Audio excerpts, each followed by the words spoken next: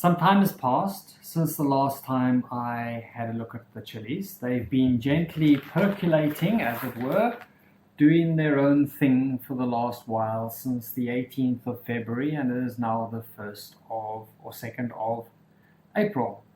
You can see it hasn't really grown much volume-wise. I mean, there hasn't been much gas coming off of this at the moment. I can see that my garlic has in fact changed color. This one is a little bit blue in color. It could be color from the peppers as well that has gone into there, and the other one looks a little bit translucent in color. But I think that for a month and a half these have been chilling long enough, and it is time for us to make a sauce from them. The other bag has got a little bit more carbon dioxide in it, but it was not necessary for me to deflate either of them. The garlic as well is a little bit translucent in color, and it's sometimes like this one looked like it could be wanting to go blue, but oh well, let's see what happens.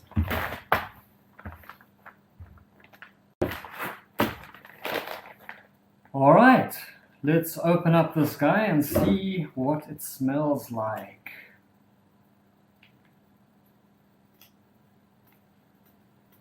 Just cut along the top. Bag I'm going to wash out again and disinfect and reseal, so that way I do not generate too much plastic waste. Well, I've got a lovely smell of these peppers coming out of the bag here. Don't really smell the garlic that's in here, but do smell the peppers. I've got a very cheap, inexpensive pH monitor here, just to see what I have for the pH of these peppers at the moment. Let's see. Pop it in the juice.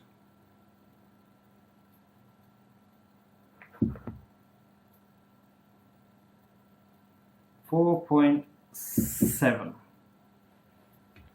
That means this probably could go a little longer, but that's not to worry, because I'm going to be adding vinegar to it anyway to bring the pH a little bit lower all the same. So what is our next step? Well, we're going to put this thing through our liquidizer. I've got here a Krups that I got in Germany, and it has been taking care of all my needs quite comfortably. So we'll just pop that in there with all the liquids, and I don't take out any of the pips.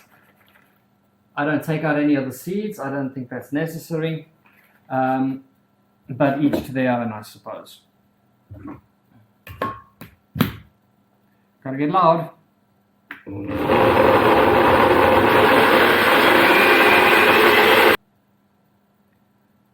Now that we've got our mash, the next step would be to dilute it.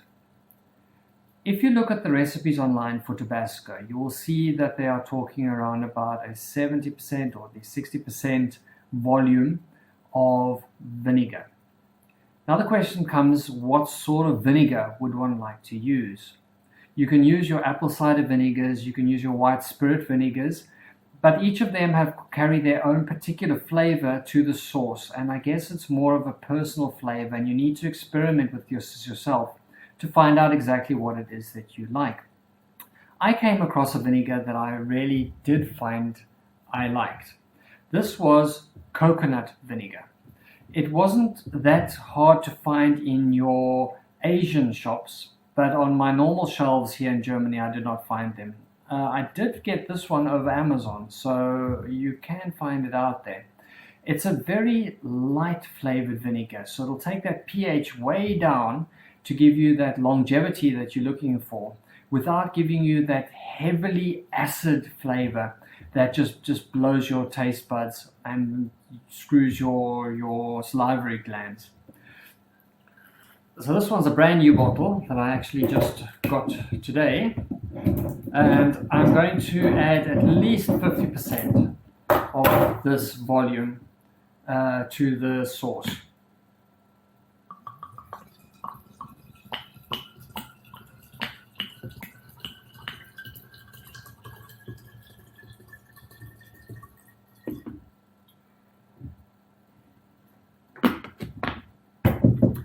So that's at least the 50% volume. I'm also going to add a little bit of extra garlic to this. I'm just going to use a bit of dried garlic. Can use fresh garlic if you like. Let's go with 2 tablespoons or 2 teaspoons.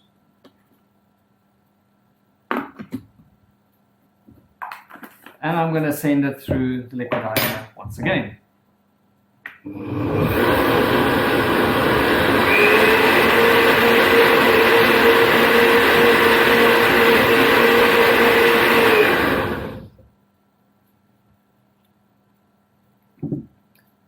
Just for reference purposes, let's see what the pH has done. 3.6, 3.5, 3.5. So that's just lovely. I find it also important to taste your mixture.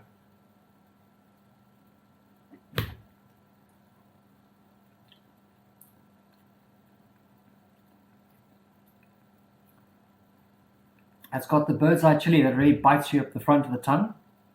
It's got the sweetness of the peppers. And then the habaneros start coming in from the back. So you have this instant heat, and then it comes into the slow lingering heat at the back. Tastes very nice at this point. I think I'm probably going to leave it at that, because we haven't finished with this yet. There is another step to this process, and I'll show you that right now. While I get my kit, let me just let this spin a little bit more.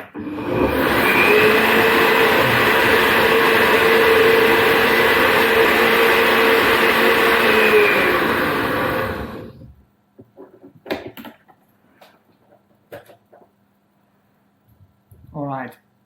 The next step of this recipe, which I find very interesting, if you follow Chili Chomp online, he has his own mixer. It's supposed to help to agitate this mixture over a longer period of time to stop it from separating out. Some people can use mustard seed or xanthan gum, which I'm probably also going to use, a bit of xanthan gum. But this is a process that I also enjoy because it gives me a chance to watch my sauce mature and develop over time. I test it regularly, taste it, so that way I can see, is the flavor profile developing over the next month that I particularly like before I get to the point of bottling. Okay. This is a very simple device that I bought online. It's just a spinning magnet that will then keep the mixture turning over the next little while. I bought this online. I bought a slightly bigger magnet, and I bought this here from IKEA. Just a jar used for sweets and things. And you put your magnet in there, and off it goes. Very simple, really. All right, so let's put this all together. All right. Let's give this one more spin just to make sure that it's really, really finely cut up.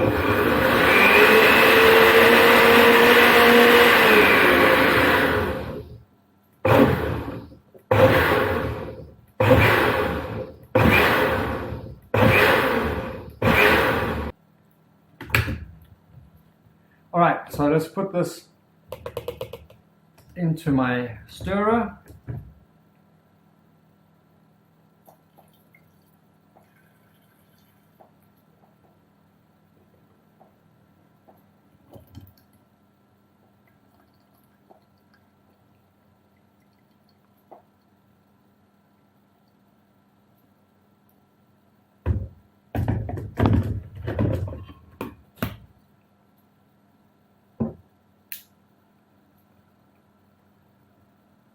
Turn it on. You can hear it turning. I have discovered that sometimes this mixture is a little bit too thick and it keeps on knocking the magnet off. Then I have to keep on trying to find the magnet, put it back in place, turn it back on again. What I have done then is I add some more of the vinegar. Depending on the pH, you can either decide, at this point, you can decide whether you like the vinegary taste that you've got or not. And if you don't like it quite so much, you can either add a bit of water in, watching your pH levels. You can also add in different types of vinegars, so you can get a combination of the ones looking for the flavor that you are looking for. Or you can actually strain it. But I find at this point, I'd rather try and get that vinegar mix right that I'm looking for. Because before I bottle this, I'm then going to strain that first. But until then, I want all of those components still in the sauce and getting a richer feel over time. So I'm going to pop this on the shelf and watch it and forget about it for a while. Testing it every once in a while and adding a little bit of this, that, and the next thing. It seems a bit thick at the moment. I'm thinking that this may require some more vinegar. So let me just pop that in here.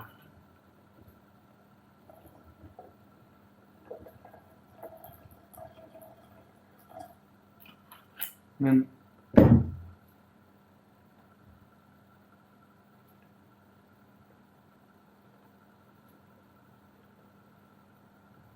I can hear the magnet turning nicely, so now it hasn't jumped off. All right, this will be the Frank's hot sauce. Let's give it some time, eh? Well, there I've got my stirrer just out the way near the kitchen, so I can keep an eye on it. And you can see the way that the contents are being nicely stirred. I can slow it down, and you can see it slowly there, and then I take it up until it's be nicely agitated, and I just leave that.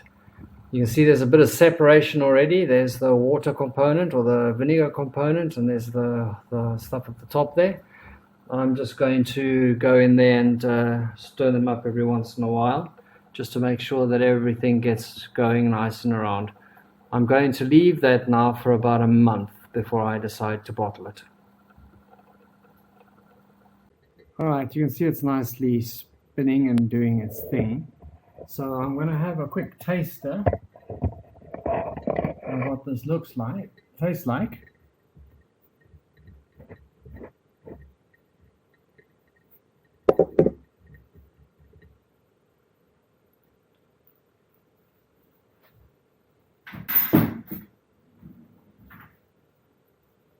Okay, it's got the lovely flavors coming through. I can taste the vinegar quite strong, so I'm glad I chose that coconut vinegar.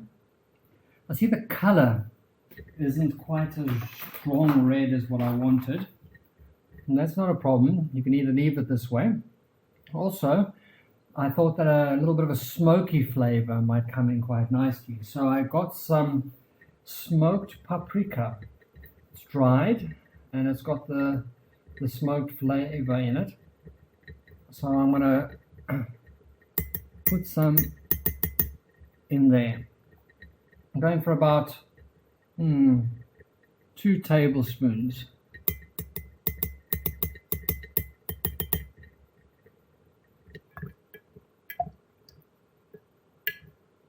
See if I can taste that paprika yet.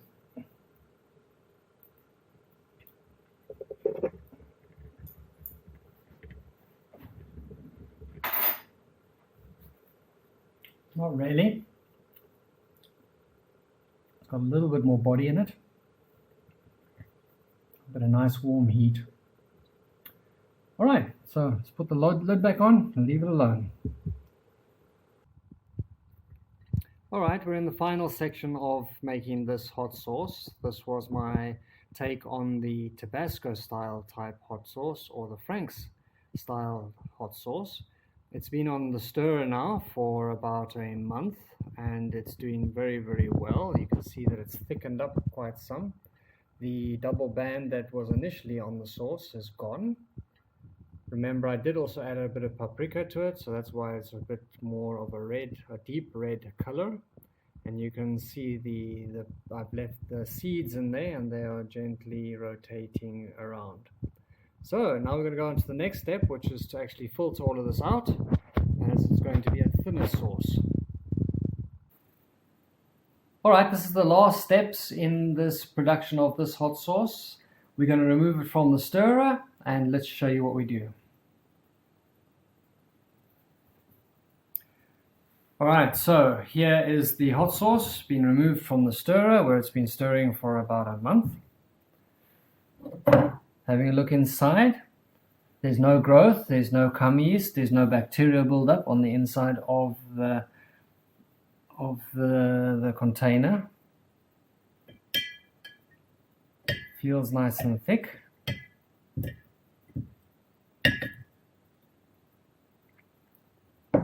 Let's do a pH test.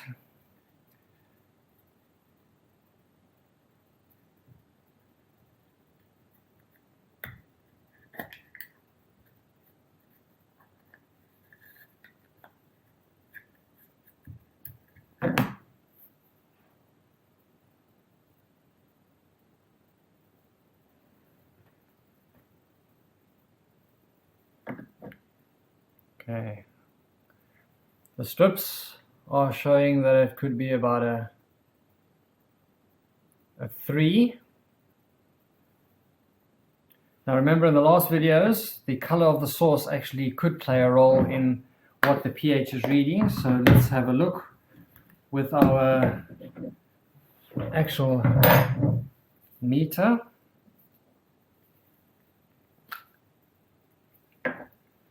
Turning it on. Just removing the solution that was stored with, a bit of water.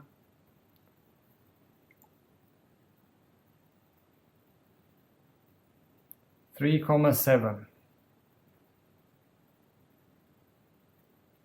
So that's a lovely place for it to be. Anything less than 4.7, they say. 4.1 is better, less than 4.1, so I've gone for the 3.7. Oh, landed on 3.7. That must be from the vinegar that I put in. All right, so now pour this through a sieve, just a normal sieve.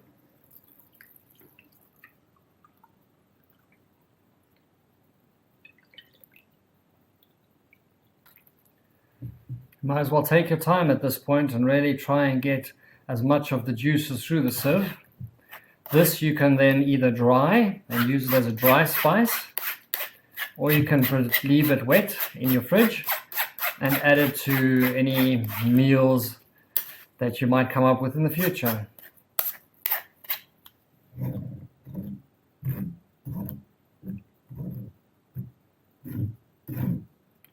Need some help to get through the sieve.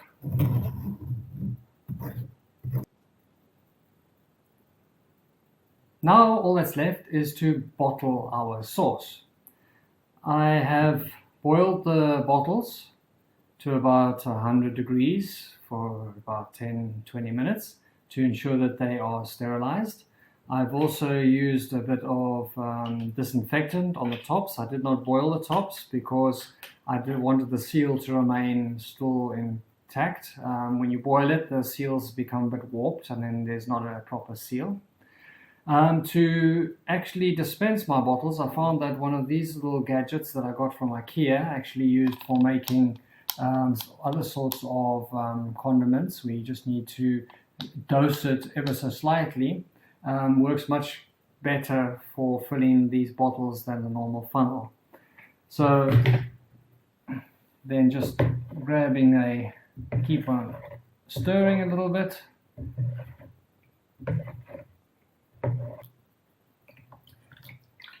The vinegar content of the sauce means I don't need to hot bottle these or sterilize them or pasteurize.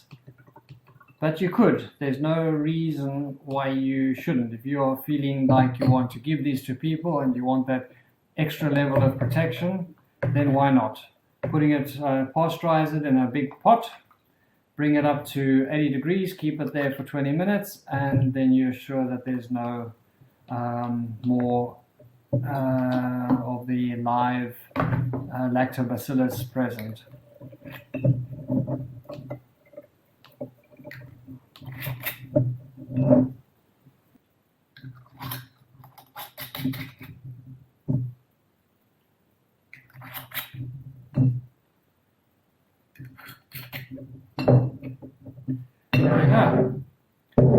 So we'll leave that to stand for a little while and see how the separation works, if there is any separation. Then there's nothing left to do than to put a label on them. So let's see what the taste is like.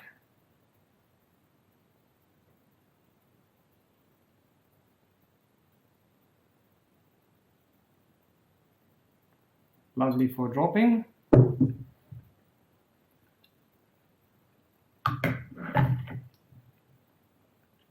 Oh, that vinegar comes through very strong initially.